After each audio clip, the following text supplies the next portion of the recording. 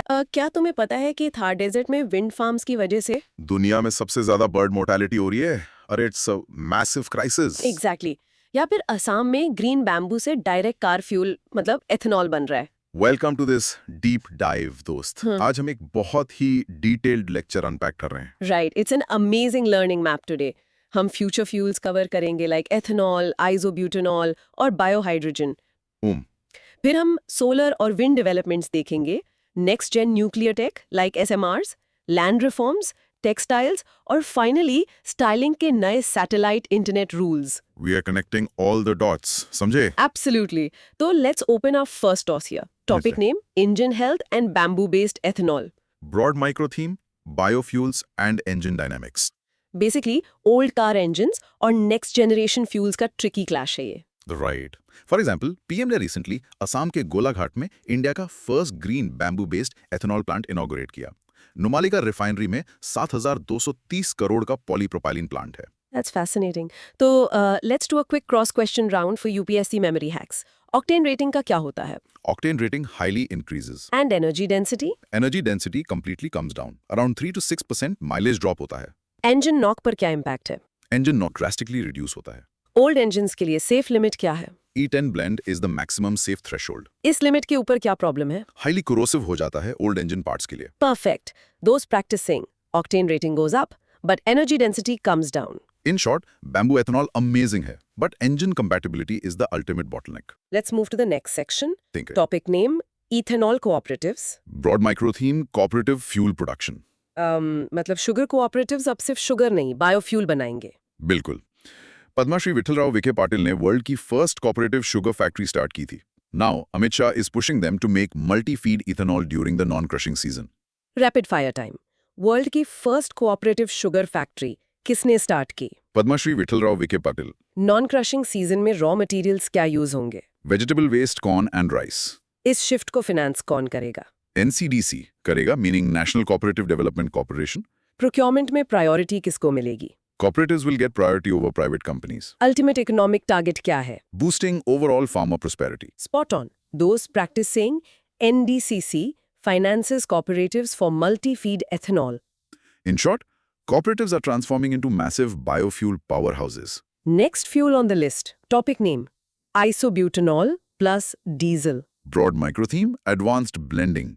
Basically, standard ethanol और diesel का blend fail हुआ, तो ARI isobutanol टेस्ट कर रहा है. Because ये एक ऐसा alcoholic compound है जो बिना additives के डीजल के साथ seamlessly blend होता है। Quick questions.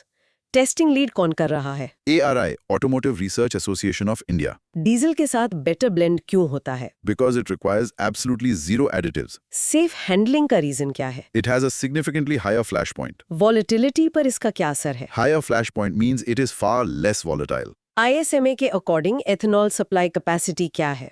We have a supply capacity surplus of over 50%. Great.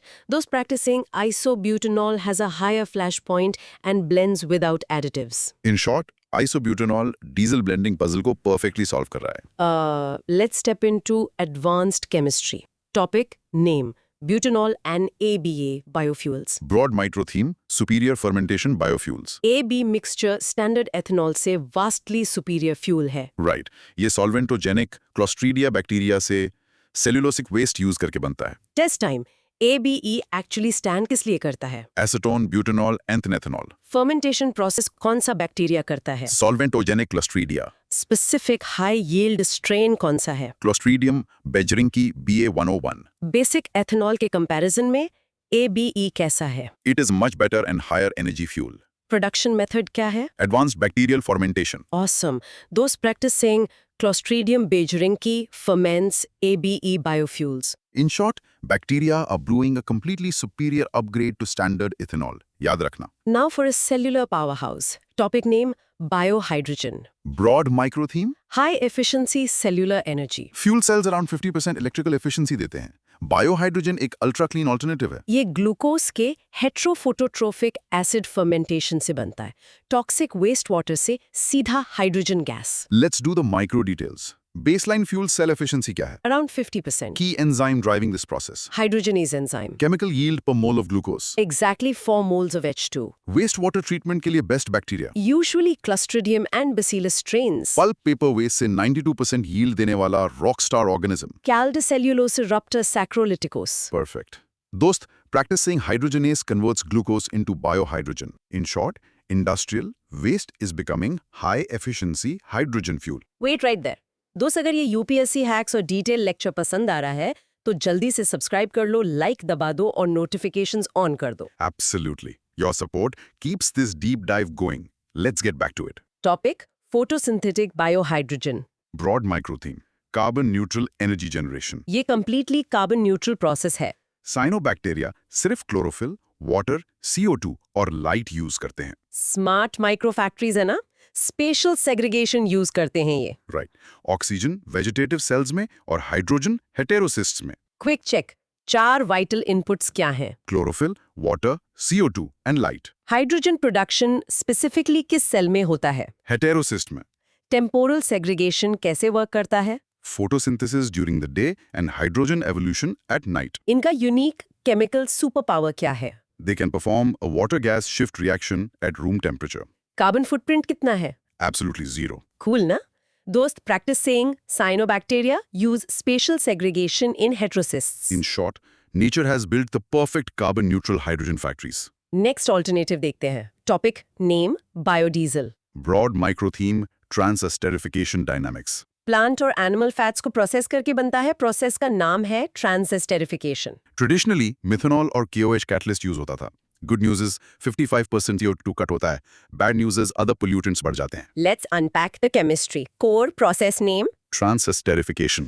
Traditional catalyst कौन सा है? KOH and methanol. नए एडवांस्ड कैटलिस्ट्स कौन से आ गए हैं? Amorphous carbon and SiO2 ZrO2. CO2 reduction exactly कितना है? A solid 55% cut. Major environmental drawback क्या है? नाइट्रोजन ऑक्साइड्स यानी NOx और हाइड्रोकार्बन एमिशंस हेवीली इंक्रीज होते हैं। अंडरस्टूड। दोस्त practice saying transesterifications cut CO2 but increases NOx emissions। In short, biodiesel carbon problem solve करता है but nitrogen oxide issue create करता है, समझे? सिंथेटिक्स पर आते हैं। Topic name chemically synthesised liquid fuels. Broad micro theme biomass pyrolysis. Extreme heat use होती है पायरोलिसिस प्रोसेस के थ्रू सिनगस क्रिएट करने के लिए। लिग्नोसेल्यूलोसिक बायोमास यूज करके फॉसिल फ्यूल एमिशंस 90% ड्रॉप हो सकते हैं, बट इकोनॉमिक्स ब्रूटल हैं। Let's test the facts. Pyrolysis का डायरेक्ट आउटपुट क्या है? सिनगास, which is carbon monoxide plus hydrogen, सिनगस को लिक्विड फ्यूल में कैसे बदलते हैं? by using specific transition metal catalysts. Lignocellulosic biomass का मैसिव एनवायरमेंटल बेनिफिट क्या है? 90% reduction in fossil fuel emissions. Biomass का प्राइमरी सोर्स क्या होता है? Low-grade land materials and agricultural waste. Mass adoption में सिंगल बिगेस्ट रोड ब्लॉक क्या है? Production cost is astronomically high. Those practicing pyrolysis yields syngas from biomass. In short, chemically synthesized fuels planet के लिए amazing है, but wallet के लिए terrible. Ocean take check करते हैं। Topic name microalgal biodiesel. Broad micro theme high yield algae cultivation. Microalgae traditional oil seed crop से 100 times ज्यादा oil produce कर सकते हैं। और इन्हें थर्मल पावर प्लांट्स के पास पॉन्ड्स में ग्रो कर सकते हैं, डायरेक्ट CO2 emissions फीड करके। Let's get the specific data. Productivity regular crop से कितनी ज्यादा है? 100 times higher productivity. एल्गी का प्राइमरी कार्बन सोर्स क्या बन सकता है? थर्मल पावर प्लांट्स की फ्लू गैस या CO2. हेट्रोट्रॉफिक कल्टीवेशन में की स्पीशीज कौन सी है? Chlorella protothecoids. एक और नोटेबल स्पीशी का नाम बताओ। Cineidesmus obliquus. ट्राइग्लिसराइड्स एक्यूमुलेट करने में क्या हेल्प करता है? Corn hydrolysate. Amazing. Dost practicing microalgal productivity is 100 times higher than oil seeds. In short, algae secretly ultimate supercrop है biodiesel के लिए। Let's loop back to isobutanol. Topic name technical and performance issues. Isobutanol. Broad micro theme diesel blending challenges. Isobutanol great है, but technical hurdles हैं। Diesel के साथ perfect miscibility नहीं है starting में। To fix that miscibility, थोड़ा biodiesel add करना पड़ता है। इसका सिटेन नंबर भी लोअर है, जिससे इंजन डायनामिक्स चेंज होते हैं। क्लैरिफाई करते हैं, इंजीनियर्स मिसिबिलिटी प्रॉब्लम कैसे फिक्स करते हैं? By blending in a small amount of biodiesel. Standard diesel के कंपैरिजन में सीटेन नंबर कैसा है? It is significantly lower. Lower cetane number का मैकेनिकल रिजल्ट क्या होता है? Slower ignition leading to diesel knock. Safety advantage क्या है इसका? Very high flash point, making it much safer. Commercialise करने की रेस में फर्स्ट कंट्री कौन सा हो सकता है? India. Those practicing. Lower C10 causes diesel knock, but a high flash point ensures safety. In short, इस blend को perfect करने में mechanical hurdles हैं, but massive safety payoffs हैं. Fertilizers की बात करते हैं. Topic name blue-green ammonia. Broad micro theme hybrid ammonia production. Ammonia crucial है but dirty है. अब engineers hybrid blue-green pathway बना रहे हैं. Blue means natural gas with carbon capture. Green means renewable electrolysis. Let's test the numbers. Blue pathway का definition क्या है? Cost कितनी drop हुई? Cost drop is around 7%. Greenhouse gas emissions में कितना drop आया? A massive 63% reduction. Dost practicing, the blue-green hybrid cuts ammonia emissions by 63%. In short, old और new pathways को mix करके ammonia much cheaper and greener बन रहा है. Critical minerals पर आते हैं. Topic name, extracting and producing nickel hydrogen plasma method. Broad micro theme. Clean mineral extraction. Traditional nickel mining, environmental disaster है. 1 ton nickel creates 20 plus tons of CO2. Game changer है the hydrogen plasma method. ये metal oxides reduce करता है और CO2 की जगह सिर्फ water release करता है. Let's check the stats. Traditional CO2 output कितना है? 20 plus tons of CO2 per ton of nickel. नए मेथड में एक्टिव रिड्यूसिंग एजेंट क्या है? Hydrogen gas completely converted into plasma. Harmless bye product क्या निकलता है? Just water, meaning H2O. CO2 emissions में टोटल रिडक्शन कितना है? An impressive 84% cut. इंडिया में कहाँ सबसे ज्यादा रेवोल्यूशनरी होगा ये? ओडिशा के low-grade सुकिन्ना region में. दोस्त practice saying hydrogen plasma extraction cuts CO2 by 84%. In short, clean extraction is the absolute key for green EV batteries. Home energy consumption देखते हैं. Topic name AC temperature. Broad micro theme energy and health guidelines. Ministry of power AC का default temperature 20 से 28 degree Celsius fix करने का सोच रही है. 2020 में ये 24 था. Logic, pure math है. 2030 तक इंडिया की कूलिंग डिमांड 200 गीगावाट्स होगी. 1 डिग्री AC रेस करने से 6% इलेक्ट्रिसिटी बचती है. Lock in the facts. 2020 में डिफॉल्ट AC सेटिंग मैंडेट क्या था? Exactly, 24 degree Celsius. 2030 के लिए प्रोजेक्टेड कूलिंग डिमांड कितनी है? A staggering 200 gigawatt. Every 1 degree increase पर पावर सेविंग कितनी है? 6% total electricity savings. 18 डिग्री से नीचे AC सेट करने का मेडिकल रिस्क क्या है? Vasoconstriction, which spikes blood pressure. WHO safe minimum क्या रिकमेंड करता है? 18 degrees Celsius. दोस्त practice saying raising the AC by 1 degree saves 6% electricity. In short, slightly warmer room, gigawatts of power, और आपका हार्ट दोनों save करता है. वायर्स की बात करते हैं अब. Topic name copper wire. Broad micro theme supply, disruption and QCO. FY25 में इंडिया के कॉपर कैथोड इंपोर्ट्स 34% क्रैश हुए due to strict quality control orders. India 30% copper import करता है.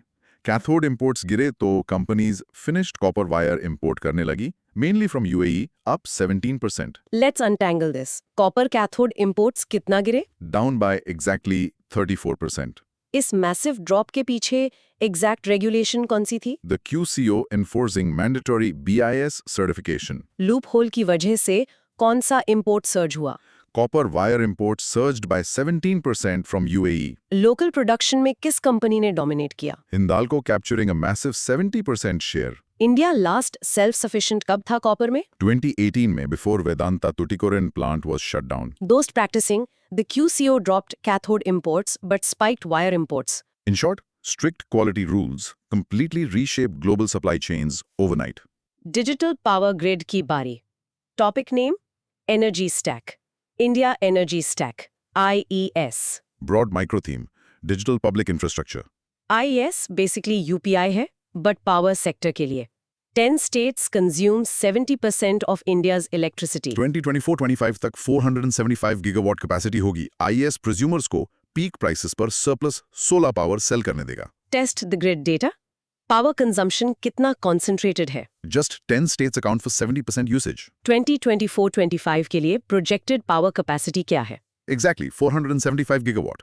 इसमें से नॉन फॉसिल फ्यूल कैपेसिटी कितनी है? 235.7 gigawatt is non-fossil. Main digital framework का नाम क्या है? The India Energy Stack or IES. Power trading के लिए स्पेसिफिक प्लेटफॉर्म कौन सा यूज होगा? The Utility Intelligence Platform. दोस्त practising The IES empowers prosumers via the Utility Intelligence Platform. In short, digital infrastructure everyday citizens को active power traders बना रहा है। सोलर की urban reality. Topic name building integrated photovoltaics BIPV and perovskites. Broad micro theme, next gen solar integration. India की rooftop solar capacity 17 gigawatt है, but urban space tight है। Solution is BIPV, integrating solar directly into building glass. Navi Mumbai के controllers data centres में देख सकते हो। इसमें पेरोस्काइट्स use होते हैं as the active light absorbing layer. Cover the essentials. Current rooftop solar capacity कितनी है? Over 17 gigawatt. BIPV कंप्लीटली क्या स्टैंड करता है? Building integrated photovoltaics. Real world example कहाँ है इसका? Controllers data centres in Navi Mumbai. इन पैनल्स में एक्टिव लेयर कौन सा मटेरियल बनाता है? Advanced metal halide perovskites. Perovskites नाम क्यों है? It refers to their highly efficient specific crystal structure. Dost practice saying BIPV uses perovskites to turn windows into solar panels? In short, future buildings essentially vertical power plants होंगे। Older solar tech देखते हैं। Topic name silicon PVs, green hydrogen and costs. Broad micro theme, efficiency and storage challenges. Silicon PVs 1954 में Bell Labs ने बनाए थे। Max 15 to 18% efficiency है और China 80% supply control करता है। इस पावर को ग्रीन हाइड्रोजन बनाने में यूज करते हैं, बट हाइड्रोजन स्टोरेज नाइटमेयर है, सो इसको ग्रीन अमोनिया या ग्रीन मिथेनॉल में कन्वर्ट करते हैं। Check the history. Silicon PVs किसने इन्वेंट किए? Bell Labs back in 1954. उनकी स्टैंडर्ड ऑपरेशनल एफिशिएंसी कितनी होती है? Only about 15 to 18%. Global panel supply कौन डोमिनेट करता है? China holding an 80% market share. Green hydrogen के साथ बिगेस्ट लॉजिस्टिकल नाइटमेयर क्या है? Low density makes storage and transport highly prone to leakage. Transport easy करने के दो केमिकल ऑल्टरनेटिव्स क्या है? Converting it to green ammonia or green methanol.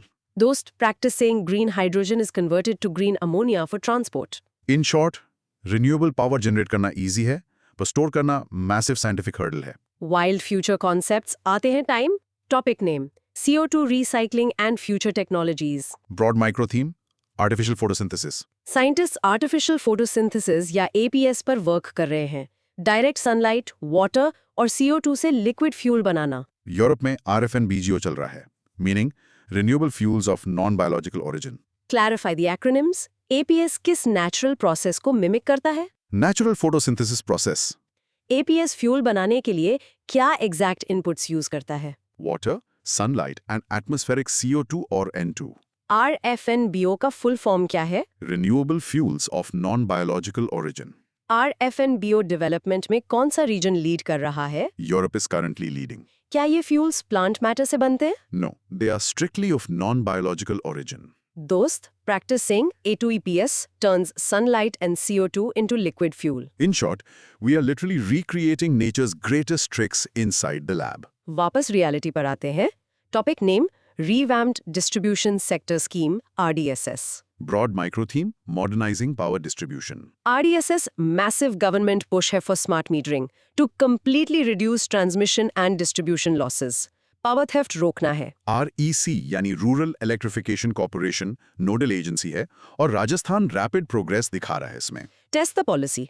RDSS के दो मेन गोल्स क्या है? Installing smart meters and heavily reducing T&D losses. कौन सा state fast track solar and meter installations दिखा रहा है? Rajasthan. नए मीटर्स एग्जैक्टली कहाँ इंस्टॉल हो रहे हैं? Directly onto distribution transformers. कौन से सेंट्रल एजेंसी स्कीम मैनेज कर रही है? REC, meaning Rural Electrification Corporation. States को फंडिंग कैसे रिलीज होती है? It is strictly linked to hitting specific performance targets. दोस्त practicing RDSS uses smart meters to cut power distribution losses. In short, clean energy generate करना pointless है अगर grid से power leak हो जाए, राइट? स्कीम्स की बात जारी है। Topic name RTSS rooftop solar and PM Suryaghar Yojana. Broad micro theme, subsidy and domestic content. PM Suryaghar scheme का टारगेट 1 करोड़ होम्स था, बट सिर्फ 13.1% हिट हुआ। रीजन DCR कंप्लायंट मॉड्यूल्स का रूल है। सब्सिडी के लिए इंडिया मेड पैनल जरूरी हैं जो इंपोर्टेड से 12 रुपए पर वॉट कॉस्टली हैं। हार्ड नंबर्स देखते। इनिशियल हाउस होल्ड टारगेट क्या था? Exactly 1 crore installations. Actual percentage achieve कितना हुआ? जस्ट 13.1%. कितने हाउस होल्ड्स को सब्सिडी स्ट्रिक्टली रिसीव हुए? Over 16 lakh households. सब्सिडी के साथ कौन सी स्पेसिफिक मैन्युफैक्चरिंग रूल अटैच्ड है? Module strictly must be DCR compliant. Domestic panels में प्राइस डिफरेंस क्या है? They are 12 rupees per watt costlier than imports. Those practice saying DCR compliance makes solar panels 12 rupees per watt more expensive. In short, make in India push initially rapid solar adoption के लिए massive speed bump create करता है। Land friction पर चलते हैं। Topic name Panchayat solar issue and Panchamrit goals. Broad micro theme land use conflicts. India Panchayat dam पर floating solar install कर रहा है to hit Panchamrit goals from COP26 like net zero by 2070। Dark side ये है कि 48% रिन्यूएबल प्रोजेक्ट्स कॉमन लैंड पर हैं जो वनरेबल कम्युनिटीज यूज करती हैं और इनको EIS से एग्जेम्पशन है। Quiz on conflict. Panchayat dam कब कंस्ट्रक्ट हुआ था? 1959 में as part of DVC। Panchamrit goals के अंडर 2030 नॉन फॉसिल टारगेट क्या है? 500 गीगावाट। इंडिया का ultimate net zero target year कौन सा है? 2070। कितने % renewable projects disputed common lands पर है? An alarming 48%। इन प्रोजेक्ट्स को किस क्रिटिकल रेगुलेटरी हर्डल से एग्जेम्पशन मिलती है? Environmental and social impact assessments यानी EIS। दोस्त, practice saying 48% of renewable projects conflict with common land rights. In short green transition vulnerable communities को डिस्प्लेस करके नहीं आनी चाहिए। थोड़ा सोच लो। Next is industry events. Topic name Global Solar Expo, Rajasthan 2025. Broad micro theme industry networking. EQ International ने organize किया। ये एक्सपो इंडस्ट्री लीडर्स और इनोवेटर्स का मेन स्टेज बन गया है। क्विक रिव्यू, ये मेजर इवेंट एग्जैक्टली कहाँ हुआ?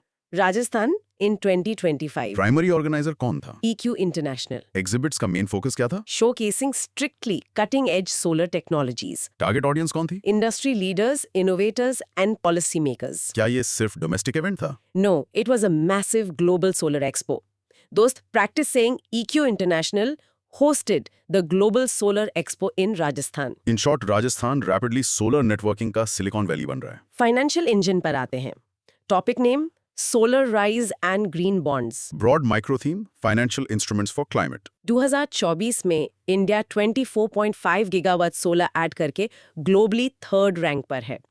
आइरीना कहती है 1.5 डिग्री पाथवे GDP को 2.8% बूस्ट दे सकती है। और GSS plus debt $55.9 billion hit कर चुका है, जिसमें 83% प्योर ग्रीन बॉन्ड्स हैं।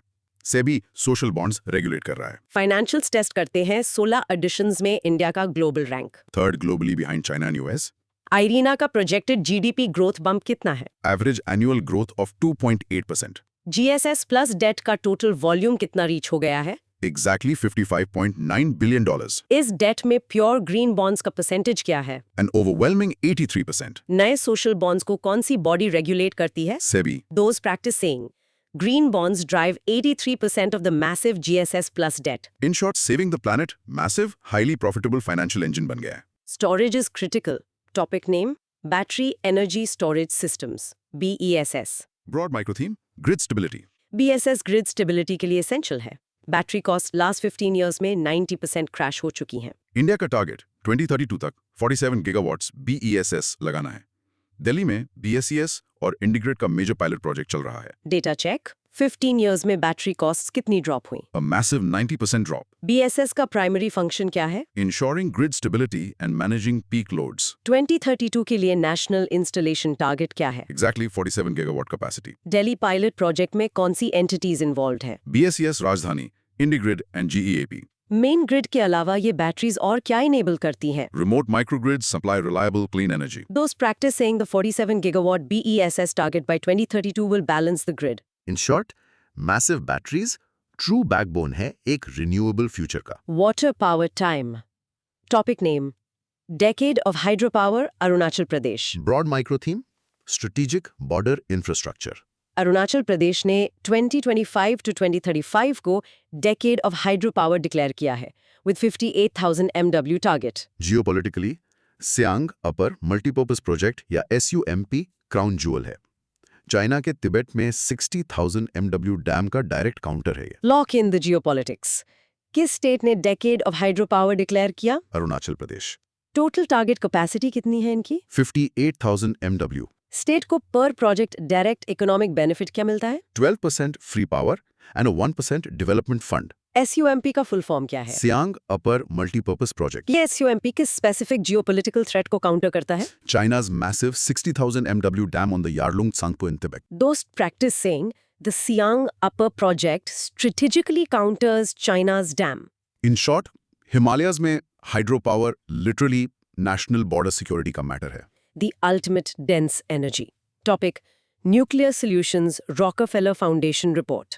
Broad micro theme, SMRs and energy projections. India की करंट न्यूक्लियर कैपेसिटी सिर्फ 8 गीगावाट है, टारगेट 2047 तक 100 गीगावाट है। रॉकफेलर रिपोर्ट के अकॉर्डिंग डिमांड हर साल 5.3% बढ़ेगी। स्मॉल मॉड्यूलर रिएक्टर्स या SMRs 28% इलेक्ट्रिसिटी दे सकते हैं और कैपिटल कॉस्ट 21% कट कर सकते हैं। न्यूक्लियर मैथ टेस्ट करते हैं। करंट ऑपरेशनल कैपेसिटी क्या है? Just 8 gigawatt. 2047 के लिए ऑफिशियल गवर्नमेंट टारगेट क्या है? Exactly 100 gigawatt.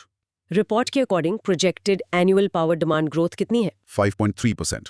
SMRs total electricity का कितना परसेंटेज प्रोवाइड कर सकते हैं? Between 13 to 28%। SMRs overall capital cost कितनी रिड्यूस कर सकते हैं? By exactly 10 to 21%। Who is practicing SMRs can provide 28% of power and cut construction costs. In short, small modular reactors scalable future है nuclear energy का। Earth's heat next. Topic name: Geothermal energy. Broad micro theme, earth's utilization. GSI ने 381 hot springs map किए हैं। India का potential 10.6 gigawatt है। Hotspots हैं Himalayan province और गुजरात का कंबे ग्रैबन। IA के अकॉर्डिंग हम 2045 तक 100 गीगावाट अनलॉक कर सकते हैं। Geography check. GSI ने कितने हॉट स्प्रिंग्स मैप किए हैं? Exactly 381 hot springs. Officially estimated baseline geothermal potential कितना है? 10.6 गीगावाट। गुजरात में मेजर पोटेंशियल साइट कौन सी है? The Cambay graben. IEA की हाईली ऑप्टिमिस्टिक प्रोजेक्शन 2045 के लिए क्या है? Nearly 100 gigawatt of potential. Globally कौन सी कंट्रीज इस टेक में लीड कर रही हैं? The US, Indonesia, Philippines, Norway and Iceland. Doth practice saying that Cambe Graben holds massive geothermal potential. In short, boiling heat right beneath our feet एक massive untapped gold mine है। Wind manufacturing की तरफ। Topic name: Local sourcing norms. Wind. Broad micro theme: Underutilized wind capacity. India का wind potential 1.1 terawatt है, but हमने सिर्फ 4% tap किया है। RLMM गाइडलाइंस ने ब्लेड्स और गियर बॉक्सेस की लोकल सोर्सिंग मैंडेटरी कर दी है, क्योंकि हमारी 20 GW टर्बाइन फैक्ट्रीज अभी सिर्फ 20% यूटिलाइजेशन पर हैं। Industrial stats review. Total wind potential का कितना परसेंट एक्चुअली टैप्ड है? ओनली 4%। MRNA ने कौन सी स्पेसिफिक पॉलिसी गाइडलाइन रिवाइज की? The RLMM guidelines. रिवीजन ने क्या मैंडेटरी कर दिया? Local sourcing of critical components like gear boxes. India की टोटल टर्बाइन मैन्युफैक्चरिंग कैपेसिटी कितनी है? 20 GW एनुअली। और इन फैक्ट्रीज का डिसमल यूटिलाइजेशन रेट क्या है? जस्ट 20%। दोस्ती, practicing RLMM guidelines mandate local sourcing for wind turbine gearboxes. In short, massive factories built हैं, बस उन्हें चालू करना बाकी है। Ecological cost of wind. Topic name: wind energy versus birds. Broad micro theme: ecological cost of renewables. Thar desert wind farms highest bird mortality cause कर रहे हैं, around 1.24 birds per turbine per month. This includes the critically endangered Great Indian Bustard, क्योंकि Thar central Asian flyway का major part है। Ecological data test. Highest bird mortality कहाँ हो रही है? The wind farms in the Thar Desert. Exact monthly mortality rate क्या record हुआ है? 1.24 birds per turbine per month. कौन सी आइकॉनिक इंडेंजर्ड स्पीशीज स्पेसिफिकली यहाँ डाई हो रही हैं? The Great Indian Bustard. कौन सा मेजर माइग्रेटरी रूट थार से क्रॉस होता है? The central Asian flyway. Gulf of Khambat offshore wind assessment में क्या डिस्कवर हुआ?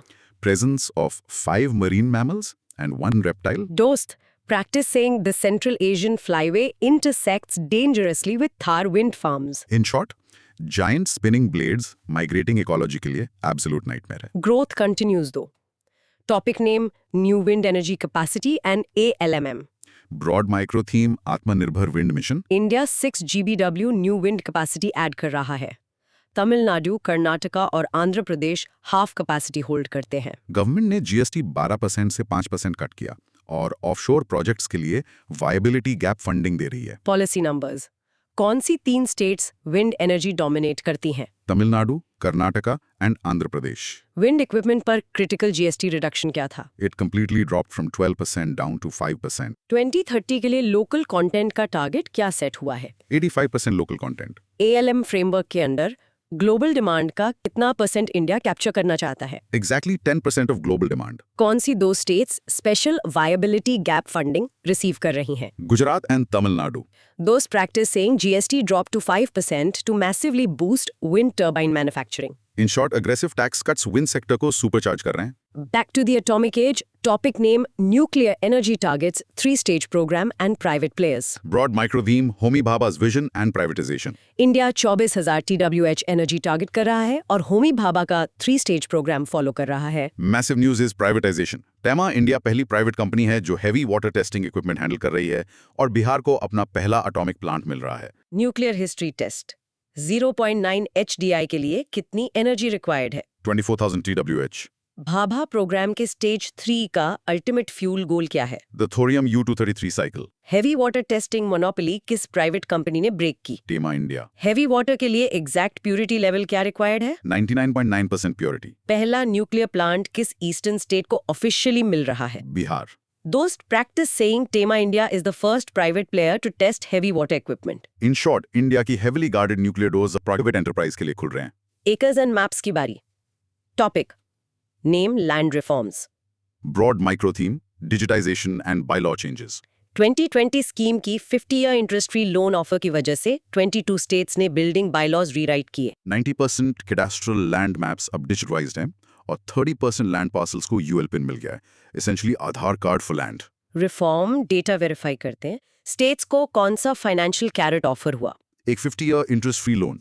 कितनी स्टेट्स ने बिल्डिंग बायलॉज को मॉडर्नाइज किया? Exactly 22 states. ओल्ड कैडास्ट्रल मैप्स का कितना परसेंटेज कंप्लीटली डिजिटल है? एग्जैक्टली 90%। यूएल पिन ऑफिशियली किसके लिए स्टैंड करता है? Unique land parcel identification number. Reform से पहले बैड जोनिंग से कितनी इंडस्ट्रियल लैंड वेस्ट होती थी? About 50% of the land. Those practice saying 90% of cadastral maps are digitized with UL pins. In short Indian land bureaucracy nightmare finally 21st century में enter कर रहा है। Fabric of the economy. Topic name Textiles India sector. Broad micro theme global position and sustainability. India 6th largest textile exporter है और 2nd largest cotton producer. China plus one strategy India को benefit कर रही है, but अगली truth is world का 8.5% textile waste directly India generate करता है। Textile stats. टेक्सटाइल एक्सपोर्ट्स में इंडिया का ग्लोबल रैंक क्या है? 6th largest. Global cotton production में हमारा rank? 2nd largest. Soil health restore करने के लिए कौन सा फार्मिंग मेथड पुश हो रहा है? Regenerative farming. Global textile waste का कितना परसेंट इंडिया से आता है? A massive 8.5%. कौन सी geopolitical supply chain strategy Indian textiles को बेनिफिट कर रही है? The China plus one strategy. दोस्त, practice saying India is the second largest cotton producer but creates 8.5% of global waste. In short, massive industrial power, massive environmental footprint के साथ आती है। Raw materials, bottleneck देखते हैं। Topic, name, quality control order, textiles. Broad micro theme, raw material shortage. Government ने PTA और MEG पर से क्वालिटी कंट्रोल ऑर्डर्स यानी क्यूसीओ हटा दिए क्योंकि शॉर्टेज हो गई थी। इंडस्ट्री ने लिटरली गवर्नमेंट को बेग किया कि एंटी डंपिंग ड्यूटी एमईक्यू पर मत लगाओ वरना फैक्ट्रीज बंद हो जाएंगी। Acronyms check. क्यूसीओ किस एक्ट के अंडर रिवोक हुआ? The BIS act section 16। PTA का फुल फॉर्म क्या है? Purified terephthalic acid. MEG specifically किसके लिए स्टैंड करता है? Monoethylene glycol. ये केमिकल्स किस स्पेसिफिक सेक्टर की बैकबोन है? द मैन-मेड फाइबर और MMF सेक्टर। इंडस्ट्री ने किस एग्जैक्ट टैक्स मेजर को अवॉइड करने की पिटिशन दी? एंड एंटी डंपिंग ड्यूटी यानी ADD on MEG। Those practicing, the QCO was revoked on PTA and MEG due to critical shortages. In short, sometimes strict quality rules pause करने पड़ते हैं factories run करने के लिए। Data innovation की बारी। Topic name: Textiles Focused Research Tex RAMS. Broad micro theme, innovation and data. Tex RMPS scheme 2025 से 2031 तक चलेगी। Focus entirely research startups और hackathons पर है। Major project is the India size study, जिससे हम western sizing से move away करके standardized Indian measurements create करेंगे। Scheme parameters check. Tex RMPS का operational timeline क्या है? 2025 से 2030-31। Exact scheme का नाम क्या है? Tex RMPS। कौन सा major data collection project fund हो रहा है? The comprehensive India size study। Scheme specially किस काइंड के बिजनेसेस नर्चर कर रही है? High value textile startups। इस मैसिव डेटा कलेक्शन का अल्टीमेट गोल क्या है? To strictly drive innovation and evidence-based policy making. A future data scientists rewrite कर रहे हैं. Functional fabrics. Next. Topic name: National Technical Textiles Mission, NTTM. Broad micro theme, functional fabrics. 2020 से 26 तक NTTM pure technical textiles पर focus कर रही है. Fabrics engineered specifically for extreme performance. Like medical masks, bulletproof vests और infrastructure में use होने वाले ultra tough geotextiles. Define the mission. NTTM officially कब लॉन्च हुई थी? Back in 2020, इस मिशन में कितने कोर कंपोनेंट्स हैं? exactly 4 distinct components. ट्रेडिशनल और टेक्निकल टेक्सटाइल्स में प्राइमरी डिफरेंस क्या है? Technical textiles strictly prioritize engineering performance over aesthetics. एक प्राइमरी मिलिट्री एग्जाम्पल बताओ Bulletproof vests. और heavy infrastructure example. Geotextiles used entirely in civil engineering. दोस्त, practice saying. Technical textiles prioritize extreme performance over aesthetics. In short, fabrics of tomorrow essentially functional armor बन रहे हैं. Honour the roots. Topic name: national handloom day. Broad micro theme, heritage and market access. अगस्त 7, 2024 को India ने 10th national handloom day celebrate किया, honouring the 1905 Swadeshi movement. Weavers के लिए direct India handmade e-commerce portal launch हुआ और 200,000 traditional items को भारतीय वस्त्र एवं शिल्पा कोश में आर्काइव किया गया. Heritage knowledge test. National handloom day की एग्जैक्ट डेट क्या है? August 7th, ये डेट किस मॉन्यूमेंटल हिस्टोरिकल इवेंट को कमेमोरेट करती है? the 1905 Swadeshi movement. 10th anniversary की ग्रैंड एग्जीबिशन का नाम क्या था? Virasat. Direct to consumer e commerce portal का नाम क्या है? The India handmade portal. Massive digital archiving project का नाम क्या है? भारतीय वस्त्र एवं शिल्पा कोश. दोस्त, practice saying August 7th honours the Swadeshi movement for handloom weavers. In short, हम मॉडर्न ई-कॉमर्स से एंशिएंट आर्टिजानल हेरिटेज प्रोटेक्ट कर रहे हैं. Look at the sky now. Topic name: Starlink telecom and power. Broad micro theme, satellite internet licences. Elon Musk के Starlink को completely licences मिल गए हैं GMPCS फ्रॉम DOT और INSPAC approval for satellite internet in India. वो third company है, right? जी हाँ. Behind यूटिलसैट, OneWeb और अलायंस जियो. Amazon की काइपर 4th पोजीशन में वेट कर रही है. स्पेस रेस मैप करते हैं. स्पेसिफिक DOT ऑथराइजेशन का नाम क्या है? GMPCS authorisation. कौन सी independent agency space segment approval handle करती है? INSPAC. स्टारलिंक की क्रोनोलॉजिकल एंट्री पोजीशन क्या है इंडिया में? They are exactly the third company approved. First 2 approve giants कौन से थे? Eutelsat, OneWeb and Geo. Clearance await करने वाला 4th मेजर प्लेयर कौन है? Amazon's Project Kuiper. दोस्त, practice saying Starlink is a third entity to get GMPCS and INSPAC's approvals. In short, billionaire space internet race officially India land कर चुकी है. Final regulations. Topic name: Satellite Internet Service Rules. Broad micro theme: regulatory amendments. Satellite tech handle करने के लिए DOT ने unified licence और GMPCS authorisation rules दोनों officially amend किए. रेड टेप फाइनली कट हो रही है ब्रॉडबैंड फ्रॉम द स्टार्स के लिए. Legal facts. किस गवर्नमेंट डिपार्टमेंट ने रूल चेंजेस स्पीयरहेड किए? The DOT. पहला मेजर लाइसेंसिंग फ्रेमवर्क कौन सा अमेंड हुआ? द यूनिफाइड लाइसेंस या UL. दूसरा स्पेसिफिक ऑथराइजेशन फ्रेमवर्क कौन सा था? The GMPCS authorisation. In bureaucratic tweaks का अल्टीमेट पर्पस क्या है? To allow completely seamless operation of satellite internet services. क्या ये specifically new satellite tech deployments के लिए अप्लाई होता है? Yes, specifically to the new wave of deployments. Those practice saying the DOT amended the UL and GMPCS frameworks for satellite internet. In short, regulatory framework finally space age के लिए ready हो रहा है. Phew. Those what an absolute marathon. Final recap करते हैं जल्दी से. Right. हमने future fuels like isobutanol और biohydrogen को properly unpack किया, जो हमारे engines को completely rewrite कर रहे हैं. फिर हमने देखा कैसे सोलर विंड और न्यूक्लियर SMRs हमें अग्रेसिव नेट जीरो की तरफ ले जा रहे हैं. और end में massive land reforms, TexRAMs का textile data और Starlink का new satellite infrastructure decode किया. Exactly. और मैं तुम्हें एक प्रोवोकेटिव थॉट देना चाहती हूँ. दोस्त, थोड़ा सोच लो, जब फ्यूचर में आसमान स्टारलिंक सैटेलाइट से भरा होगा, हर ग्लास विंडो पेरोवसाइट सोलर पैनल होगी और गाड़ी बैम्बू इथेनॉल पर चलेगी, तो क्या डेवलपमेंट और इकोलॉजी सच में हार्मनी में एग्जिस्ट करेंगे? या फिर थार विंड फार्म्स में उन ग्रेट इंडियन बस्टर्ड्स की तरह कोई ना कोई चीज पीछे छूट जाएगी इस रश में. ये तुम्हें खुद एक्सप्लोर करना है. Keep digging into the details. Catch you in the next deep dive. क्या आपको पता है कि इंडिया में आईफल टावर से भी ऊंचा एक रेलवे ब्रिज बन गया है? हाँ, और हमारी ट्रेन अब धुएं की जगह मतलब सिर्फ वाटर एग्जॉस्ट छोड़ेंगे. Exactly. Welcome to today's deep dive. आज की इस चर्चा का मिशन है इंडिया के इंफ्रास्ट्रक्चर इकोसिस्टम को डिकोड करना। बिल्कुल, लाइक टेलीकॉम, रेलवेज, पोर्ट्स और रोड्स। हम इन सोर्सेज से यूपीएससी प्रीलिम्स के लिए सबसे जरूरी फैक्ट्स निकालेंगे। राइट। और याद रखना दोस्त, किसी भी पॉलिटिकल मुद्दे पर हम पूरी तरह इम्पार्शियल रहेंगे, समझे? ट्रू। सुनने वालों, आज का लर्निंग मैप बहुत पैक्ड है।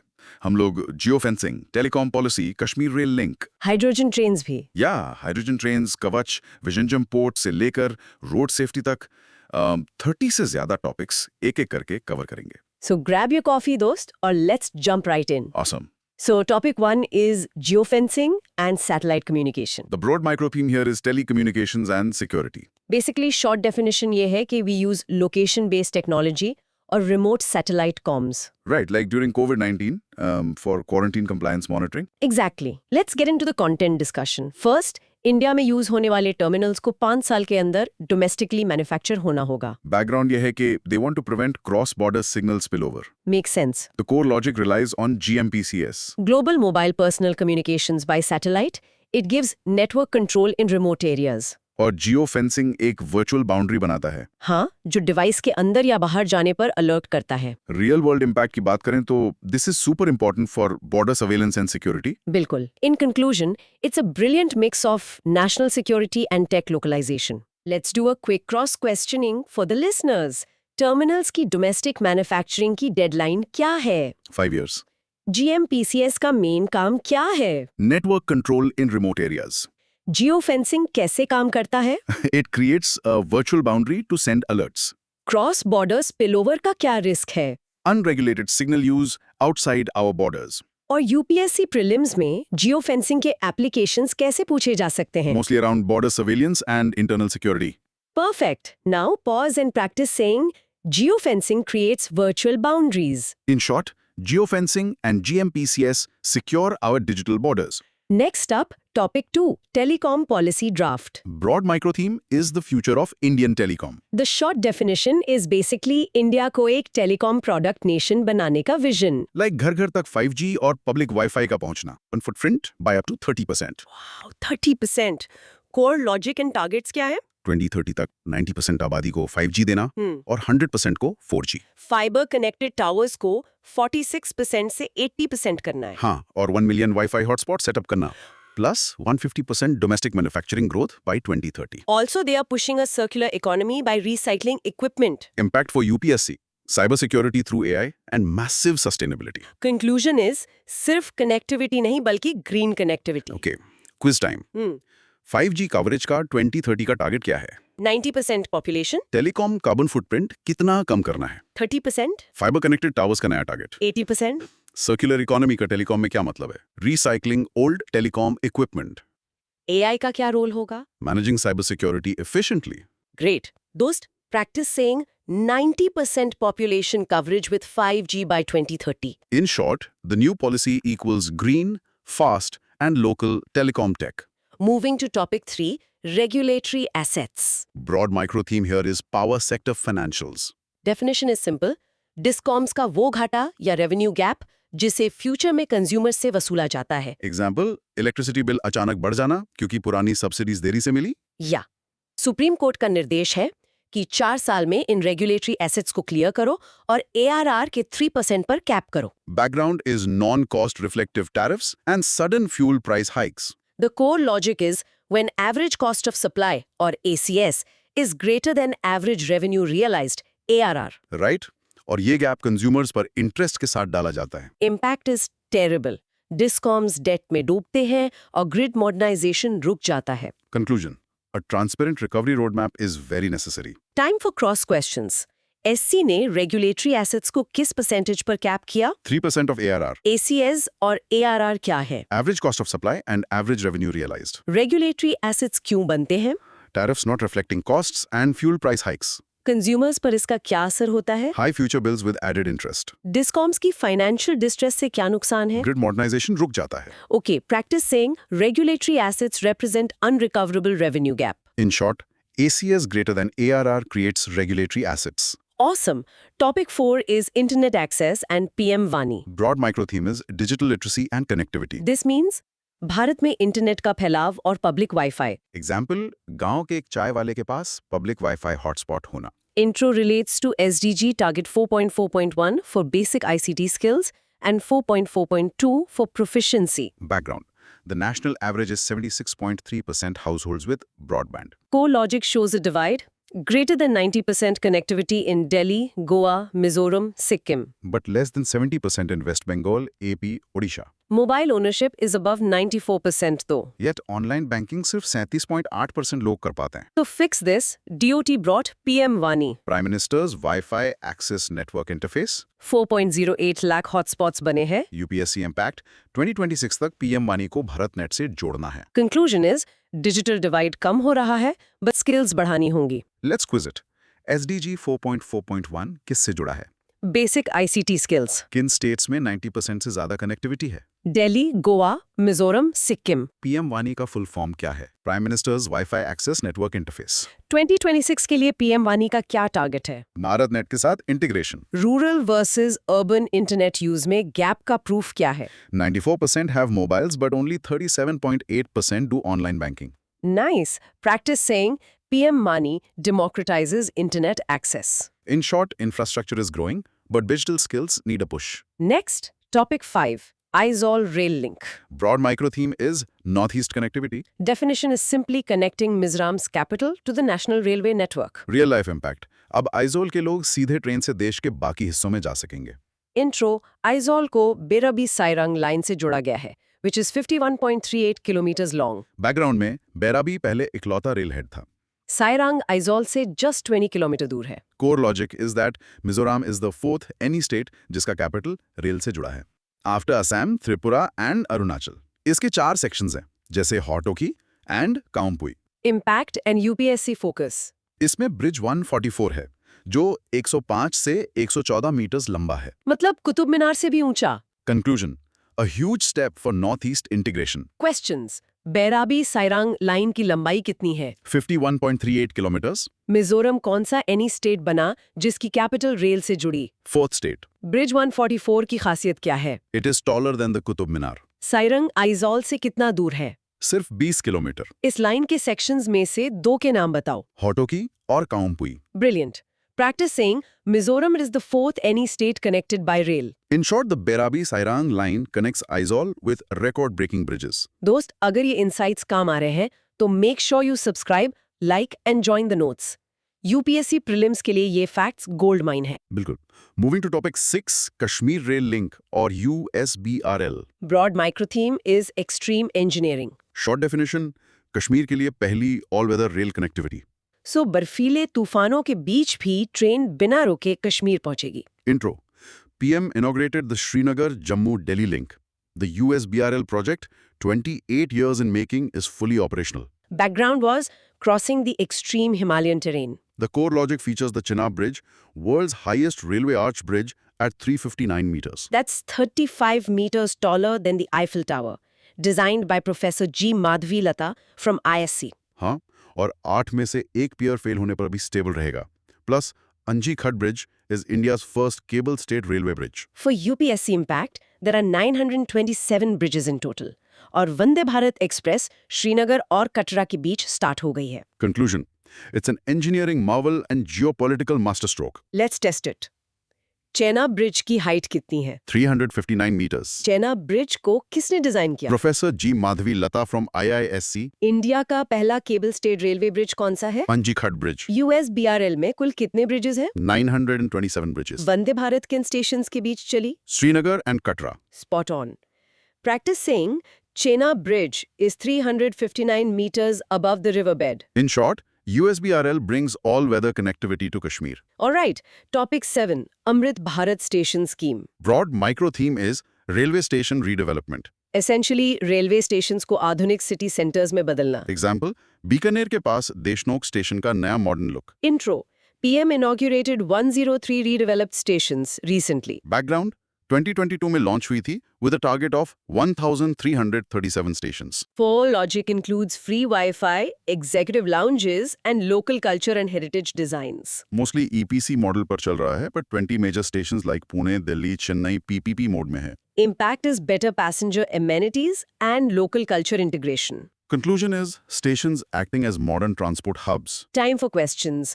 स्कीम का टारगेट कितने स्टेशंस हैं? 1337 stations. मेजर स्टेशंस किस मॉडल पर बन रहे हैं? PPP मोड पर. बिल्डिंग डिजाइन्स की क्या खासियत है? They integrate local culture and heritage. Scheme कब लॉन्च हुई थी? 2022 में देशनोक स्टेशन कहाँ है? बीकानेर के पास. Good.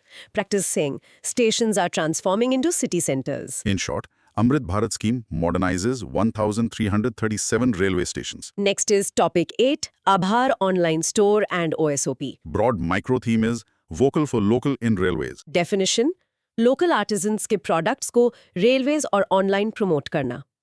जैसे स्टेशन पर ट्राइबल हैंडीक्राफ्ट्स या चिकनकारी का स्टॉल. Intro: Indian Railways ने आभार online store शुरू किया, hosted on GEM. बैकग्राउंड है वन डिस्ट्रिक्ट वन प्रोडक्ट और GI टैग्स को प्रमोट करना. Core logic is sourcing from Central Cottage Industries और KVIC. और OSOP यानी वन स्टेशन वन प्रोडक्ट के तहत इंडिजिनस ट्राइब्स के आर्टिफैक्ट्स और हैंडलूम्स स्टेशंस पर शोकेस होते हैं. Impact for UPSC: market access मिल रहा है रूरल एंटरप्रेन्योर्स और वुमेन एंटरप्राइजेस को. Conclusion: railways acting as an economic multiplier for artisans. Cross questions. Aabhar store किस प्लेटफॉर्म पर होस्टेड है? JEM पर. प्रोडक्ट्स कहाँ से सोर्स होते हैं? Central cottage industries and KVIC. OSOP का फुल फॉर्म क्या है? One station one product. Vocal for local campaign का यहाँ क्या रोल है? Promoting indigenous and local products nationally. Chikankari किस स्कीम के तहत शोकेस हो रही है? OSOP स्कीम के तहत. परफेक्ट. प्रैक्टिस सेइंग आभार store promotes indigenous talent. In short, Aabhar and OSOP give local artisans a national platform. Let's move to topic 9, Drishti system. Broad micro theme is AI in freight safety. Short definition is freight trains की सेफ्टी के लिए AI based locking monitoring system. मतलब मालगाड़ी के तालों को manually check करने के बजाय कैमरा और AI खुद चेक कर लेगा. Intro: railways Drishti tech install कर रहा है. बैकग्राउंड: लॉन्ग हॉल रेक्स के मैनुअल चेक्स टाइम कंज्यूमिंग और रिस्की होते हैं. Core logic: it is developed by North East Frontier Railway NFR और IIT Guwahati TIDF. Real world impact is efficiency और safety बढ़ेगी फ्रेट ऑपरेशंस में. Conclusion: tech integration in traditional railway logistics is की.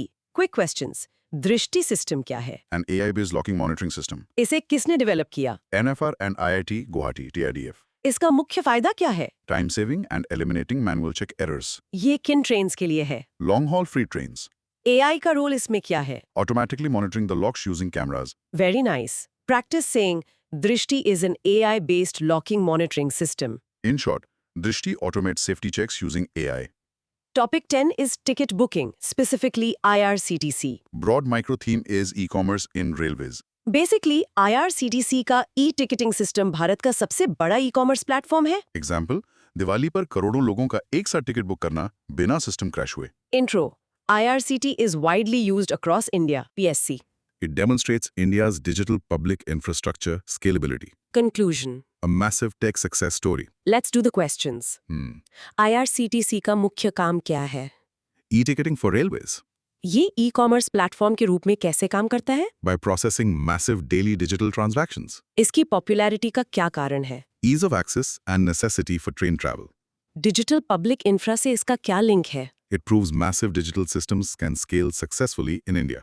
UPSC perspective से IRCTC का take scale क्यों relevant है? As a model for scalable e-governance. Okay, practice saying IRCTC is a leading e-commerce platform. In short, IRCTC handles India's massive ticketing load digitally. Topic 11, hydrogen powered train. Broad micro theme is clean energy transport. Definition: पानी के exhaust के साथ चलने वाली trains. Imagine train चलेगी और धुएं के बजाय सिर्फ पानी की बूंदें घिरेंगी. Intro: integral coach factory ICF Chennai ने पहली हाइड्रोजन ट्रेन टेस्ट की. Background is reducing greenhouse gas emissions, जिनमें 3000 किलोग्राम हाइड्रोजन फैसिलिटी लगी है with a 1 MWM PEM electrolyzer. Core logic is fascinating. Electrolysis principle से पानी को H2 और O2 में तोड़ते हैं, which is non-spontaneous and requires energy. PEM यानी नाफियॉन मेम्ब्रेन सिर्फ प्रोटॉन्स पास करता है, फिर ट्रेन के अंदर फ्यूल सेल में रिएक्शन रिवर्स होता है. H2 plus O2 gives water plus electricity, which is a spontaneous reaction. Impact is clean and emission-free transport. Conclusion: the future of Indian Railways mobility. Questions: Time.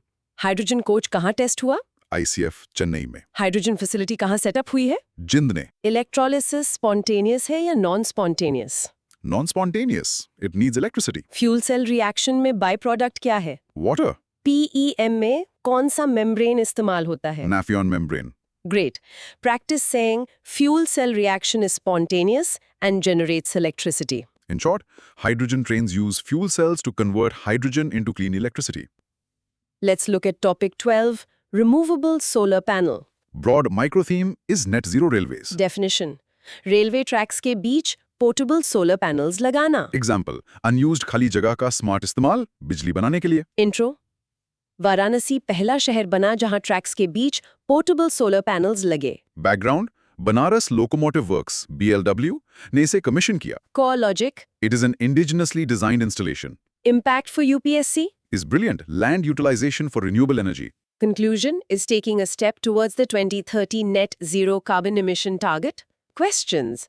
Portable solar panels कहाँ लगे हैं? वाराणसी में। किसने commission किया? Banaras locomotive works. इसका मुख्य उद्देश्य क्या है? Utilizing trackside land for solar energy. Indian railways का नेट जीरो टारगेट ईयर क्या है? 2030. पोर्टेबल पैनल्स का क्या फायदा है? They can be moved easily for track maintenance. Awesome. Practice saying Varanasi installed portable solar panels between tracks. In short, trackside solar panels boost green energy generation. Topic 13 is green railways. Broad micro theme is decarbonization strategy. Railways का पूरी तरह से electrification और renewable energy पर shift होना. Example, 13 million cars को सड़क से हटाने के बराबर CO2 emission बचाना. Intro. 98% broad gauge network already electrified हो चुका है. Background, renewable capacity is 756 megawatt total. 553 megawatt solar, 103 megawatt wind, 100 megawatt hybrid. Core Logic, Bureau of Energy Efficiency, BEE ने इन्हें शून्य नेट जीरो लेबल दिया है. Target is freight share को 2030 तक 45% करना and backing this with IFRC's $500 million green bond from 2017. Impact is saving 60 million tons annual CO2 emission. Conclusion, electrification must be matched with decarbonized electricity. Let's do the questions. Broad gauge का कितना percent electrified है? 98%. BEE का कौन सा label मिला है? शून्य level, freight share का 2030 टारगेट क्या है? 45%. IRFC ने ग्रीन बॉन्ड कब इशू किया था? 2017 में, कितना CO2 emission बचेगा annually? 60 million tons. Practice saying Indian Railways targets net zero by 2030. In short, extensive electrification and green bonds drive green railways. Moving to topic 14, hydrogen for heritage. Broad micro theme is green tech on scenic routes. Definition is पुरानी narrow gauge और hill routes पर hydrogen trains चलाना. Example, Shimla या दार्जिलिंग के पहाड़ों में बिना शोर और धुएं के ट्रेन का सफर. Intro, Hydrogen for Heritage Initiative 35 units deploy करेगा 2024-25 में. Background is replacing diesel engines with hydrogen fuel cells. Core Logic, Northern Railway Project चल रहा है, जिंद और सोनेपत के बीच. RDSO टेस्टिंग कर रहा है. Refuel time is super fast, सिर्फ 20 से 25 minutes. Impact, हाइड्राइल टेक्नोलॉजी उन रूट्स के लिए बेस्ट है जहां ओवरहेड वायरिंग या कैटेनरी पॉसिबल नहीं है. Conclusion, a major push for eco-friendly tourism. Questions time. Scheme के तहत कितनी ट्रेन्स का टारगेट है? 35 units. किन रूट्स पर ये चलेंगी? Narrow gauge heritage hill routes. Refuelling में कितना समय लगता है? 20 to 25 minutes. नॉर्दर्न रेलवे का प्रोजेक्ट किन स्टेशंस के बीच है? Jind and Sonepat. Catenary electrification न होने पर हाइड्रेल क्यों बेहतर है? Because it doesn't require overhead wires that ruin scenery. Perfect. Practice saying hydril is ideal for non-electrified scenic routes. In short, hydrogen for heritage brings clean transit to hill railways. Now, topic 15, hydrogen in general. Broad micro theme is the element of the future. Definition. Universe का सबसे हल्का और clean molecule. Example, it's abundant in the universe, पर धरती पर इसे पानी से निकालना पड़ता है. Intro. Lightest element. Colorless, odorless, highly flammable. Background, nature में यह सिर्फ compounds में मिलता है, जैसे H2O. Core logic breaks it down by colors. Gray hydrogen comes from fossil fuels. Blue hydrogen is fossil fuels plus carbon capture, यानी CCS. And green hydrogen is made using Electrolyzers powers by renewable energy. Impact energy transition के लिए crucial है, दो extraction is very energy intensive. Conclusion, green hydrogen is the ultimate goal. Quick questions. Hydrogen की physical properties क्या हैं? Lightest, colourless, odorless, फ्लैमेबल. Grey hydrogen कैसे बनता है? From fossil fuels. Blue hydrogen में extra step क्या है? Carbon capture and storage. Green hydrogen का source क्या है? Electrolysers powered by renewables. Hydrogen extraction energy intensive क्यों है? Because breaking chemical bonds requires high energy. Got it. Practice saying green hydrogen is produced using renewable energy. In short, hydrogen colors denote its production method and carbon footprint. Topic 16 naturally follows. National Green Hydrogen Mission. Broad micro theme is India's green energy sunrise sector.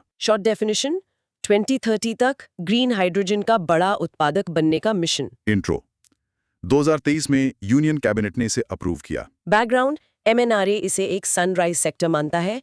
Core logic and target is 5 MMT per annum capacity by 2030. Real world impact is energy independence and massive export potential. Conclusion, a massive shift towards clean energy infrastructure. Let's do the questions. Mission कब approve हुआ? 2023 में. Nodal ministry कौन सी है? MNRE 2030 का production target क्या है? 5 MMT per annum. Sunrise sector का मतलब क्या है? A new industry showing rapid growth potential. Bharat के लिए इसका strategic importance क्या है? Energy independence and exports. दोस्त, practice saying, target is 5 MMT per annum by 2030. In short, NGHM aims for 5 MMT of green hydrogen by 2030. Topic 17, Metro Cities Expansion. Broad micro theme is urban mobility. Intro, 2014 में 5 शहरों से बढ़कर 2025 में 23 शहरों में 1000 kilometre से ज्यादा मेट्रो नेटवर्क हो जाएगा. Background. India अब वर्ल्ड का थर्ड लार्जेस्ट मेट्रो नेटवर्क है after China and the US. Core logic. Delhi सबसे आगे है at 394 kilometers, followed by Bangalore, Mumbai and Kolkata. Nagpur, Lucknow, Pune भी तेजी से बढ़ रहे हैं. Impact for UPSC 2024 में कोलकाता में इंडिया की पहली अंडरवाटर मेट्रो टनल लॉन्च की. Conclusion. Rapid urban mass transit growth is changing our cities. Questions. Bharat का मेट्रो नेटवर्क वर्ल्ड में किस रैंक पर है? Third rank, 2025 तक कितने शहरों में मेट्रो होगी? 23 cities. सबसे बड़ा नेटवर्क किस शहर का है? दिल्ली, भारत की पहली अंडरवाटर मेट्रो कहाँ शुरू हुई? कोलकाता में. किन नए शहरों में मेट्रो एक्सपैंड हो रही है? Nagpur, Lucknow, Pune. Nice. Practice saying India has the third largest metro network globally. In short, metro network spans 23 cities with Kolkata pioneering underwater tunnels. Next is topic 18, Kavach. Broad micro theme is anti-collision tech. Intro, indigenous anti-collision safety system already commissioned on 2000 kilometers. Background, अगर loco pilot fail हो जाए तो automatic break supply करना. Core logic, optical fiber cable और telecom towers का इस्तेमाल होता है. Developed by RDSO, cost is just 50 lakh rupees per kilometer. Impact. This is a cheap and effective alternative to the European ETCS Level 2 system, which uses radio-based control. Conclusion, world-class safety at a fraction of the cost. Let's ask the questions. Kavach क्या है? An automatic anti-collision safety system. इसे किसने develop किया? RDSO. इसकी पर kilometre cost क्या है? 50 lakh rupees. इसका यूरोपियन ऑल्टरनेटिव कौन सा है? ये काम कैसे करता है? By applying automatic brakes using optical cables and towers. Practice saying, Kavach applies brakes automatically to avert collisions. In short, Kavach is India's indigenous automatic train protection system. Topic 19 is bioplastic on trains. Broad micro theme is sustainable packaging. Intro. Northeast Frontier Railway पहली zone बनी जिसने compostable bioplastic अपनाया. Background, the goal is single-use plastic को replace करना. Core logic. It is ISO 17088 compliant bioplastic developed at IIT Guwahati. Impact for UPSC, a huge step for environment-friendly waste management in railways. Conclusion. Small steps for green railways lead to big impacts.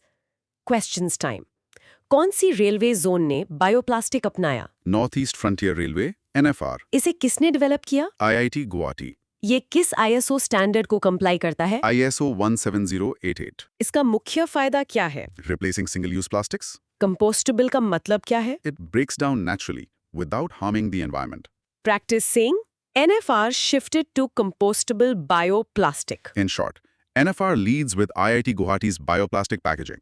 Topic 20, Rudra Satra. Broad micro theme is freight capacity maximization. Intro. Rudra Satra is the longest freight train of Indian Railways till date, almost 4.5 kilometer long. Background, freight capacity को massively boost करने के लिए बनाई गई। Core logic 6 MT BOXN rakes को जोड़कर बनाई गई। Impact, operated at Pandit Deen Dayal Upadhyay DDU division under East Central Railway. Conclusion: innovative logistic solutions to maximize track usage. Questions: Rudra सत्रा की लंबाई कितनी है? Approx 4.5 kilometer, इसमें कितने रेक्स जोड़े गए? 6 MT BOXN rakes, ये किस स्टेशन डिवीजन से ऑपरेट हुई? DDU division, इसका मुख्य उद्देश्य क्या था? to boost freight capacity. BOXN rakes क्या होते हैं? Open top wagons, usually used for coal. Okay. Practicing, Rudra Shastra is a 4.5 kilometer long freight train. In short, Rudra Shastra sets a record as India's longest freight train. Moving to oceans. Topic 21, Australia ship. Broad micro theme is electric maritime innovations. Intro. Australian boat builder Incat ने world's largest electric powered ship launch की. Background is maritime decarbonization. Core. 130 meter लंबा, 2,100 passengers carry कर सकती है. It's an aluminium catamaran, codenamed Hull 096. Impact for UPSC. Sets a benchmark for global green shipping. Conclusion. The future of passenger ferries is undeniably electric. Questions. दुनिया की सबसे बड़ी electric ship कहाँ बनी? Australia में इसकी कैपेसिटी कितनी है? 2,100 passengers. कैटामरान का क्या मतलब है? A boat with two parallel hulls. Ship का कोड नेम क्या है? Hull 096. ये किस मटेरियल की बनी है? Aluminium. Practicing, Hull 096 is the world's largest electric ship. In short, Australia debuts a massive electric passenger catamaran. Topic 22 is Vizhinjam Port. Broad micro theme is deep water transshipment. Intro. PM ने केरला में Vizhinjam international सी port का उद्घाटन किया. Background. Currently 75% transshipment Colombo और Singapore में होता है. Core logic. India's first deep water, greenfield, semi-automated port. Adani ports द्वारा DBFOT मॉडल पर बन रहा है. इसकी नेचुरल डेप्थ 1820 m है, तो ड्रेजिंग की जरूरत नहीं पड़ती. Impact. Historic links to Rajendra Cholapattnam और 2025 में MSC Irina, world's largest container ship, यहाँ डॉक करेगी. Conclusion. Game changer for Indian maritime trade. Cross questions. Vizhinjam port किस मॉडल पर बना है? DBFOT model. इसका ऐतिहासिक नाम क्या था? राजेंद्र चोलापट्टनम. ट्रांसशिपमेंट पोर्ट क्या होता है? A hub where cargo is transferred between large and small ships. इसकी नेचुरल डेप्थ कितनी है? 18-20 meters. कौन सी मेगा शिप यहाँ डॉक करेगी? MSC Irina. दोस्त, practicing. Vizhinjam is India's first deep water transshipment port. In short, Vizhinjam reclaims India's transshipment cargo from foreign hubs. Topic 23. Maritime Development Fund. Broad micro theme is shipping investment. Intro. Budget 2025 में 25,000 crore rupees का Maritime Development Fund launch हुआ. Background. To rapidly boost shipping infrastructure. Core logic. Target is 1.5 lakh crore rupees in investments by 2030. Impact. India already ranks second globally in ship recycling, mostly at Alang Yard in Gujarat. Conclusion. This fund is the financial backbone for maritime expansion. Let's do the questions. Fund का corpus कितना है? 25,000 crore rupees. 2030 का investment target क्या है? 1.5 lakh crore rupees. Ship recycling में India की rank क्या है? Second globally. अलंग यार्ड कहाँ है? गुजरात में. फंड का मुख्य उद्देश्य क्या है? Boosting maritime and shipping investments. Practicing. The fund aims for huge investments by 2030. In short, a new fund accelerates India's maritime and shipbuilding sectors. Next is topic 24, shipping regulations. Broad micro theme is maritime safety and liability. Intro. MV1 High 503 Fire और MSC ELSA 3 sinking off the Kerala coast ने attention draw की. Background. International Maritime Organization IMO merchant shipping को regulate करती है. Core logic.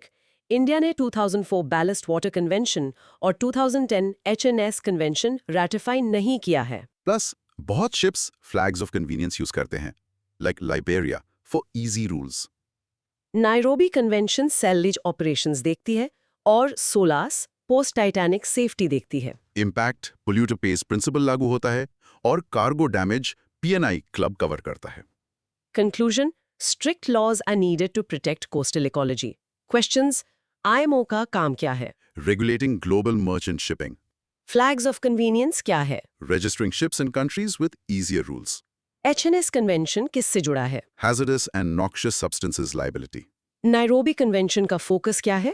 Wreck removal and salvage 16 किस घटना के बाद बना था? after the Titanic sank. Good. Practice saying flags of convenience offer less intrusive scrutiny. In short, IMO norms and conventions govern complex maritime liabilities. Topic 25 Shipping decarbonization.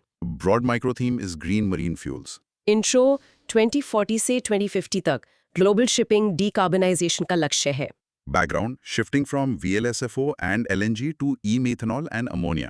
Core logic green ammonia stable है पर onboard engine changes चाहिए. Green methanol made from H2 and CO2 easy to adopt है क्योंकि ambient temper पर store होता है.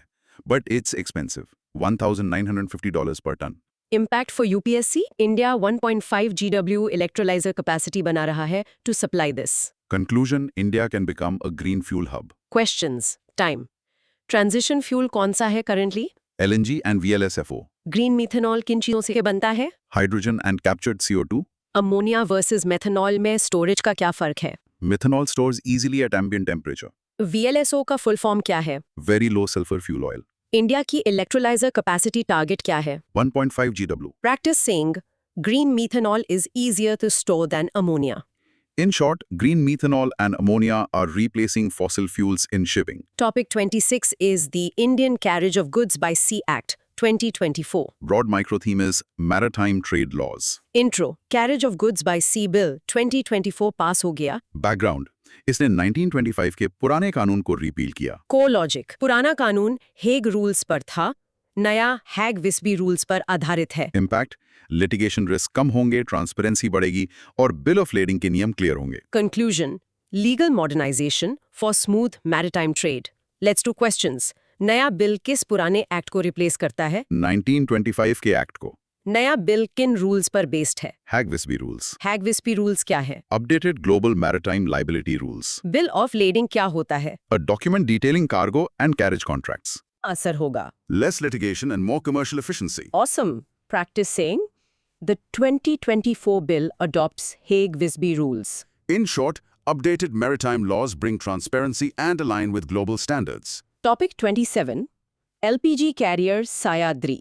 Broad micro theme is energy security. Intro Shipping Ministry ने Sayadri एक very large gas carrier induct किया. Background, it was built in South Korea. Core logic Persian gulf से India तक LPG ट्रांसपोर्ट करेगा, named after the Western Ghats. Impact, flag hoisting Hamad Port, Qatar में हुई. अगली vessel का नाम शिवालिक होगा. Conclusion Securing India's vital energy lifeline. Questions सायाद्री किस टाइप का वेसल है? Very large gas carrier, VLGC. ये कहाँ बिल्ट हुआ? South Korea में. इसका मुख्य रूट क्या है? Persian Gulf to India. सायाद्री नाम कहाँ से आया? Western Ghats से. दूसरी वेसल का नाम क्या रखा जाएगा? Shivalik. Practicing Sahyadri transports LPG from the Persian Gulf. In short, Sahyadri and Shivalik boost India's energy transport capacity. Topic 28 is a brief note on the Kaleshwaram project. Broad micro theme is infrastructure. The source just titles it, but for UPSC, remember it's a massive lift irrigation project in Telangana. Exactly. Moving straight to topic 29, shipbuilding. Broad micro theme is global maritime ambitions. Intro. India plans to be in the top 5 shipbuilding countries by 24/7. Background, currently we have less than 1% global share, contributing 4% to GDP. Target is 12%. Core logic. Seafarers share 12% से 25% करना है. 30% upfront subsidy दी जा रही है for non-conventional builds. And the $3 billion maritime debt fund का 45% सिर्फ shipbuilding के लिए. Impact, true self-reliance under the Maritime India vision. Conclusion, massive government push for maritime superpower status. Questions 2047 का shipbuilding target क्या है? Top 5 globally. GDP contribution का लक्ष्य क्या है? 12%. Seafarers share कितना बढ़ाना है? Up to 25%. Upfront subsidy कितनी है? 30%. Fund का कितना % shipbuilding को जाएगा? 45%. Practice saying India targets top 5 global shipbuilding rank by 2047. In short, heavy investments aim to make India a shipbuilding superpower. Topic 30 Adani Ports. Broad micro theme is private port operations. Intro APSEZ ने sanctioned vessels को ban कर दिया है. Background, Mundra Port handles 10% of India's crude imports. Core logic APSEZ 15 domestic ports operate करता है with a 27.8% market share. Impact, It shows the private sector dominating port logistics and enforcing strict compliance. Conclusion. Private ports are securing compliance globally. Let's do the questions. किस port operator ने sanctioned vessels ban किए? APS-AZ, Adani Ports, Mundra port कितना crude import handle करता है? 10%, एपीसीज का market share कितना है? 27.8%, APS के पास कितने डोमेस्टिक पोर्ट्स हैं? 15 ports. सैंक्शनड वेसल्स को बैन करने का कारण क्या हो सकता है? To maintain global legal compliance. Practice saying APS-AZ holds a 27.8% market share. In short, AP says enforces strict compliance across its massive port network. Next, topic 31, new maritime initiatives and BOPs. Broad micro-theme is port security. Intro. समुद्र से समृद्धि event में नए initiatives launch हुए. Background. Bureau of Port Security, BOPS, बन रहा है under Merchant Shipping Act 2025. Core Logic, headed by an IPS officer at DG level. CSF is the recognized security organization. Impact. ये ISPS code enforce करेगा जिसका full form है international ship and port facility security. Focus is heavily on cyber security. Conclusion. Integrated and modern port security architecture. Questions. BOPS किस act के तहत बनेगा? Merchant Shipping Act 2025. इसे कौन हेड करेगा? DG level IPS officer, RSO के रूप में किसे डेजिग्नेट किया गया है? CISF. ISPS कोड का फुल फॉर्म क्या है? International Ship and Port Facility Security Code. BOPS का फोकस फिजिकल सिक्योरिटी के अलावा और किस पर होगा? Cyber security पर. Practice saying BOPS ensures compliance with the ISPS code. In short, BOPS centralizes and modernizes physical and cyber security at ports. Topic 32 is Shipping Corporation of India, SCI. Broad micro theme is PSU turnaround. Intro, state-owned SCI joint ventures के जरिए 200 merchant ships खरीदेगी. Background. 1990s में इनका decline शुरू हुआ था and they were near privatization. Core logic, WTO GATS के most favored nation rules से इंडियन शिप्स का एक्सिम कार्गो शेयर 27% से गिरकर 7% रह गया था. Impact. अब मैरिटाइम डेफ फंड से इन JVs को मैसिव बैकिंग मिलेगी. Conclusion, a major revival for a mini Ratna PSU. Questions? Time. SCI कितनी शिप्स खरीद रही है? 200 merchant ships. SCI का डिक्लाइन कब शुरू हुआ? 1990s में. किस इंटरनेशनल रूल का असर पड़ा था? WTO GATS most favored nation rules. Cargo share कितना गिर गया था? 27% से 7%. फंडिंग कहाँ से आएगी? Maritime Development Fund backing the JVs. Practicing, SCI is buying 200 ships through joint ventures. In short, SCI is making a massive comeback with JV-backed ship acquisitions. We're almost at the end. Topic 33, India Maritime Week and Maritime Amrit Kal Vision 2047. Broad micro theme is Maritime Future Vision. Intro. 4th edition Mumbai में हुआ. Theme था Uniting Oceans, One Maritime Vision. Background. Involves the $5 billion Great Nicobar project with a transshipment, port and airport. Core logic. Logistics cost 16% से 9% लाना है. China is at 8, Europe at 12. Also, Green Tug program targeting 100 ecotogs by 2040 or AI-enabled DigiBandar ports. Impact. Port capacity 2,600 से 10,000 MTPA करना है, with 3 transshipment hubs, Vizhinjam, Galatia Bay और Kanyakumari. Conclusion. A comprehensive roadmap for a blue economy. Questions. Maritime Week की theme क्या थी? Uniting Oceans, One Maritime Vision. Great Nicobar project की cost क्या है? $5 billion.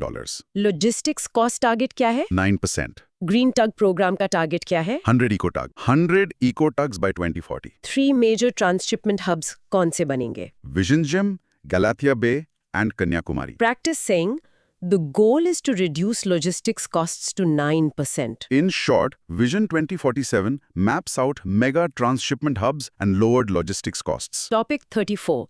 Yamuna River Cruise Project and MSC Irina. Broad micro theme is waterways and mega ships. Intro. Yamuna River Cruise Project, Jagatpur in Delhi से Prayagraj in UP तक. Background.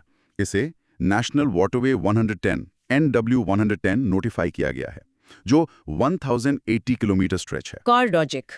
Meanwhile in the ocean, MSC Irina, world's largest container vessel, reached Vizhinjam. Impact. For UPSC. First time, South Asian port call for MSCI Arena. Conclusion: Inland waterways and deep water ports both are scaling up beautifully. Questions: Yamuna stretch का NW number क्या है? NW 110, ये कहाँ से कहाँ तक है? Delhi to Prayagraj. MSC Irina क्या है? World's largest container vessel. ये किस पोर्ट पर आई? Vizhinjam Port. इनलैंड वाटरवेज का क्या फायदा है? Cheap and scalable inland transport and recreation. Practicing Yamuna stretch is notified as NW110. In short, NW110 boosts inland recreation while Vizhinjam hosts global megaships. Final topic: 35 road accidents. Broad micro theme is infrastructure safety. Intro. India sees the highest road traffic fatalities, 1.68 lakh deaths in 2022. Background: 12.2 deaths per 1 lakh population. Right to safe road travel is part of Article 21, right to life.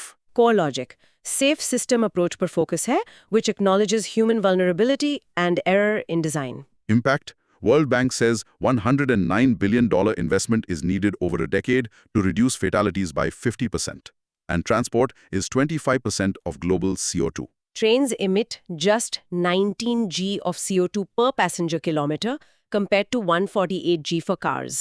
Conclusion: Infrastructure isn't just about building. It's about building safely. Last set of questions. 2022 में road fatalities का आंकड़ा क्या था? 1.68 lakh. Safe road travel किस article का हिस्सा है? Article 21. Safe system approach का फोकस क्या है? Designing roads to forgive human error. World Bank का estimate क्या है? $109 billion needed over a decade. Trains versus cars के CO2 emissions में क्या अंतर है? Trains emit 19 g, cars emit 148 g per passenger kilometer. Practice saying right to safe road travel is under Article 21. In short, the safe system approach aims to design roads that forgive human error. Phew! दोस्त, हमने virtually पूरे देश का चक्कर लगा लिया. बिल्कुल. हमने देखा कैसे जियो फेंसिंग से बॉर्डर सिक्योर हो रहे हैं, चुनाव पर इंजीनियरिंग मार्वल्स बन रहे हैं, विजिंजम ट्रांसशिपमेंट का राजा बन रहा है, हाइड्रोजन ट्रेन्स मोबिलिटी का फ्यूचर है, और मैरिटाइम विजन 2047 भारत को एक सुपर पावर बना रहा है. जरा सोचो दोस्त, जब सैटेलाइट बेस्ड इंटरनेट जैसे पीएम वैनी का फ्यूचर स्केल और एआई ड्रिवन ऑटोनोमस शिप्स जैसे बोप्स के साइबर फोकस के साथ पूरी तरह जुड़ जाएंगे. हाँ, तो क्या अगले 10 सालों में ट्रांसपोर्ट से ह्यूमन एरर, जो रोड एंड सी एक्सीडेंट्स का मेन कारण है, पूरी तरह खत्म हो जाएगा? Exactly. Is a zero accident infrastructure network possible by 2040? खुद सोचिएगा. Until next time, keep learning.